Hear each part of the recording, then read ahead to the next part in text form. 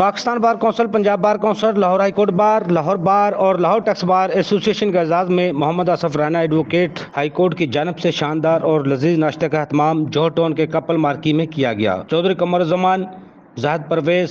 Tahir Nasrullah وڑیچ، Asad اللہ خان نے محمد آصف رانا اور عامر خان کے ساتھ مل کر مہمانوں کا پرتپاک استقبال کیا۔ ناشتے کی تقریب کے بعد لاہور ٹیکس بار کے سابق صدر Zahid Pervez, EC member Lahore tax bar Manzoor Rana, advocate high court member Lahore tax bar Fahad Azhar Butt کی سالگرہ کا کیک بھی کاٹا گیا۔ Asif and Umar law associate کی جانب سے دیے گئے ناشتے کی تقریب کا مقصد محمد آصف رانا کے بیٹے عمیر آصف رانا کا وکالت میں ڈگری حاصل کرنے کے بعد پہلا قدم تھا۔ تقریب میں پاکستان ٹیکس بار کے پیٹرن رانا منیر حسین، سابق general secretary Pakistan tax bar اور سابق صدر لاہور ٹیکس بار چودھری قمر الزمان، سابق صدر Lahore tax bar Zahid Pervez, additional attorney general of Pakistan Asadullah Khan,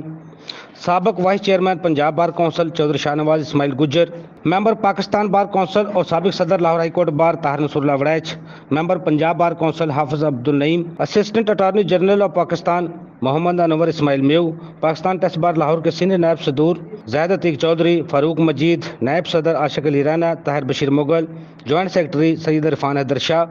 Lahore tax بار کے صدر شہباز صدیق، نائب صدر انیل بختر انصاری، فنانس سیکرٹری محمد حسن یوسف، joint secretary Ahmad Raza, Lahore tax بار کے سینئر عہدیداران اور ممبران میں محمد اعجاز علی بھٹی، رانا کاشف ولایت، سابق جنرل سیکرٹریز لاہور ٹیکس بار، انٹرنیشنل لا ایسوسی ایشن کے سینئر نائب صدر ملک جلیل ایوان، لاہور ٹیکس بار کے سینئر عہدیداران ممبران میں Rehan Sarwar, Chaudhry Asghar Jalandhri, Rao Sanawar Ali Gogi, Tariq Mahmood Meo, Amir Rehan, Naeem Khan, Muhammad Hussain Virk, Nadeem Butt F C A, Farid Adil Meo, Asad Hanif,